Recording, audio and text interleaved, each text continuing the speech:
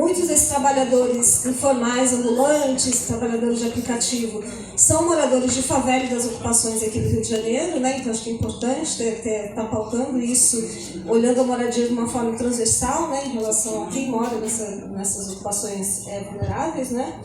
E, assim, eu sempre trabalhei com moradia popular na Fundação Bento Rubião, né? E eu lembro que quando a gente estava tocando o plano municipal de habitação, a gente chegou a fazer um levantamento dos projetos e das experiências e potenciais experiências de autogestão no município, né? Acho que como tem essa proposta do plano de ação, seria importante levantar isso também, né? Porque a gente tinha aqui duas ocupações, né? Quilombo da Gambona e Mariana Crioula, que são imóveis da União, que desde 2015 ficaram paradas, porque não havia nenhuma política local para isso. E só agora, com o retorno do Minha Casa Minha Vida, que a gente está tendo a retomada desses projetos, né? Então, acho que poderia ter uma política local e não houve, né? Então, acho que é importante estar mapeando esses projetos existentes, né? Acho que, enfim, parabenizo aí o plano por incluir os cortiços, ocupações, os conjuntos habitacionais e a população em situação de rua, né? Faço um protesto aqui, porque até hoje o CIAMP Rua, que é a Comissão Intersetorial, que acompanha a política de população em situação de rua, ainda não foi criada no município, que acho que é importantíssimo para pensar a política de moradia, né, de forma intersetorial, com assistência, com a saúde, né, para a população em situação de rua. E até hoje a prefeitura não criou essa comissão que ela o comitê, né, que impede a prefeitura a desenvolver uma política vinculada, né, com a política nacional de população em situação de rua, né. Em relação às áreas de vazios, acho que o Lucas e o Daniel comentaram, acho que tiveram uma fala importante em relação a isso, né?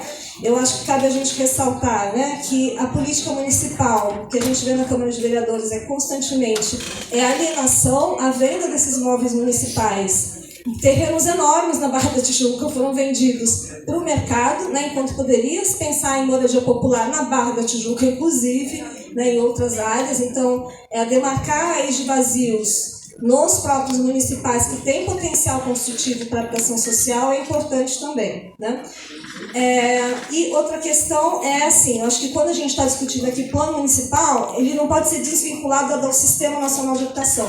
Então, o plano, que ótimo está sendo desenvolvido, né? A gente tem o conselho que foi retomado, mas a gente precisa do fundo, né? E o que a gente tem visto anualmente é que não existe fundo de habitação, geralmente é R$1.000, R$10.000, de um recurso do fundo de regulação fundiária, que não sei se já foi feito ou não, né? E no plano diretor a gente teve um processo, né, que era para ter 50% dos recursos da Alta Onerosa para o Fundo Municipal de Habitação e a Câmara de Vereadores aprovou só 5%. Né? Então, acho que tentar alterar isso é importantíssimo para a gente ter recurso permanente.